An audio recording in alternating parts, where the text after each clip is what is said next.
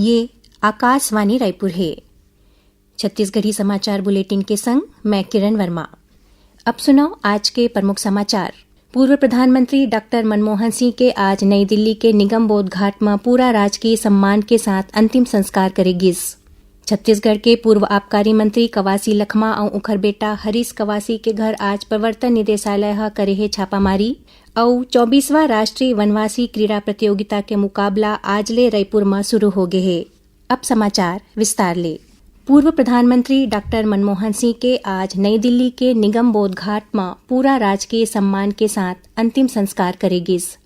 सिख ग्रंथी और डॉक्टर मनमोहन सिंह के परिजन मन अंतिम संस्कार ले पहली गुरुबानी के पाठ करें। औपचारिक गार्ड ऑफ ऑनर के बाद राष्ट्रपति द्रौपदी मुर्मू, उपराष्ट्रपति जगदीप धनखड़, प्रधानमंत्री नरेंद्र मोदी, केंद्रीय मंत्री राजनाथ सिंह, अमित शाह और जगत प्रकाश नड्डा और लोकसभा अध्यक्ष ओम बिरला डॉक्टर सिंह ला श्रद्धांजलि अर्पित करें।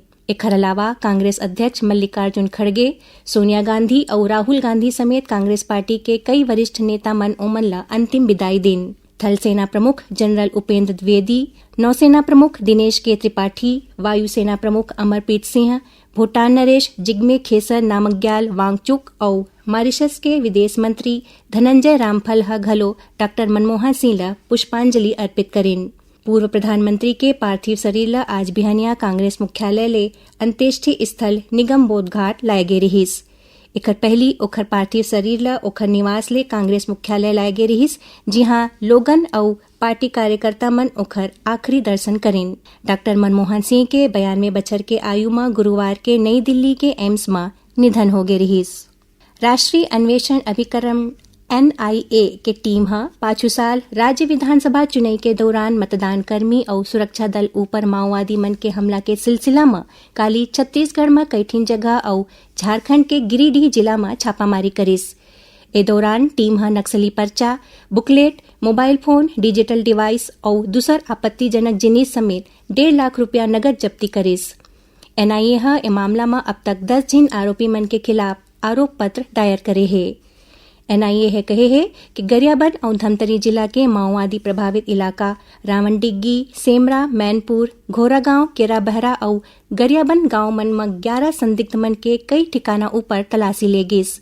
माने जाते कि संदिग्ध आरोपी प्रतिबंधित CPI माओवादी आतंकी संगठन के मैनपुर नुआपाड़ा डिवीजन के सदस्य और समर्थक है। NIA कहिन के पाछू साल नवंबर में विधानसभा चुनाव के दौरान मतदान कर्मी और सुरक्षा कर्मी मन ऊपर हमला में एक हेड कांस्टेबल के मौत हो गई रहीस। ये हमला के पीछू मैनपुर नुआपाड़ा डिवीजन के हाथ रहीस। छत्तीसगढ़ के पूर्व आबकारी मंत्री कवासी लखमा और उखर बेटा हरीश कवासी के घर आज प्रवर्तन निदेशालय ED छापामारी करे है। कवासी लखमा के रायपुर स्थित निवास में बिहनियाले ED के टीम पहुंचिस। सुरक्षा ला देखत मौका में बड़का संख्या में CRPF के जवान मौजूद रहीन।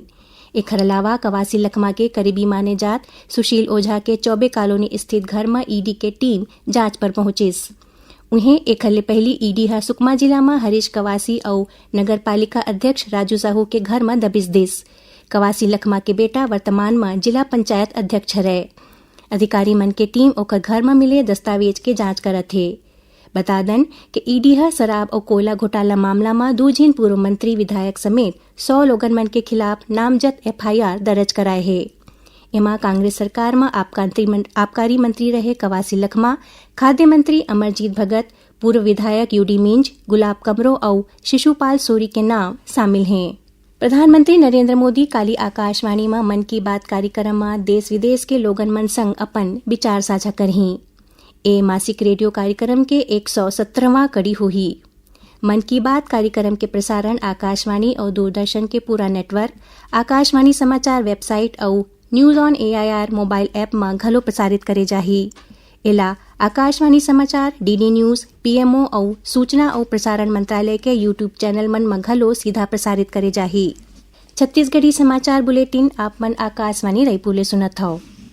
अब आगू बढ़बो माचे समाचार कोती। कांकेर जिला में एक सड़क दुर्घटना में 2 छात्रा समेत 5 मनखे मन के मौत हो गए है। पुलिस से मिले जानकारी के अनुसार ये हादसा भानु प्रतापपुर के अंतागढ़ मार्ग में उतका बेर हुई, जब एक 3-4 चक्का गाड़ी 2 जिन मोटरसाइकिल सवार मन ला टक्कर मार दिस। एक घटना में मोटरसाइकिल सवार 5 मन के मौकाच में मौत हो गई। पुलिस आरोपी वाहन चालक ल गिरफ्तार कर ले है। उन्हें जांजगीर चांपा जिला के देवरी में हसदेव नदिया में डूबे दूसर युवक के घलो शव बरामद कर ले गए है।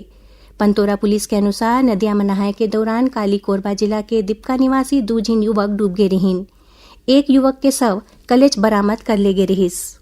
महाराष्ट्र के गोंदिया जिला में सक्रिय बीजापुर जिला के एक माओवादी देवा सुमादो मुदाम आत्मसमर्पण कर दे है। एक हरू पर 7 लाख रुपया के इनाम रहीस। गोंदिया जिला पुलिस के अपील के बाद और नक्सली समूह के गतिविधि मन ले निराश होके ओह जिला कलेक्टर प्रजीत नायर और पुलिस अधिकारी मन के आगू आत्मसमर्पण करीस। उन्हें सुकमा जिला में पुलिस और सीआरपीएफ के टीम दोरनापाल पोलमपल्ली के बीच 20-20 किलो के 2 आईईडी बरामद करे है। पुलिस अधीक्षक किरण चौहान बताइन कि ये आईईडी माओवादी मन जवान मन ला निशाना बनाए के उद्देश्य ले लगाए रहीस।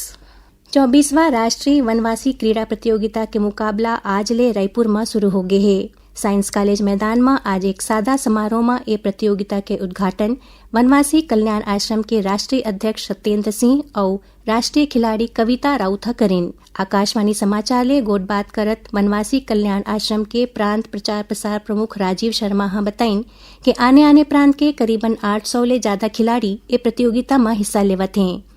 प्रतियोगिता के आयोजन रायपुर के 3 जगह स्वामी विवेकानंद स्टेडियम कोटा, पंडित रविशंकर शुक्ल विश्वविद्यालय के फुटबॉल मैदान और आर्चरी मैदान में करे जाते हैं। ये प्रतियोगिता के तहत तीरंदाजी और फुटबॉल के मुकाबला होवत है। प्रतियोगिता के समापन 31 दिसंबर के होही। प्रादेशिक समाचार एकांश आकाशवाणी रायपुर डहाले प्रस्तुत कार्यक्रम जिले की चिट्ठी के प्रसारण काली संझा 6:05 ले 6:10 तक करे जाही। ये कार्यक्रम ला छत्तीसगढ़ स्थित आकाशवाणी के जम्मू केंद्र रिले करही।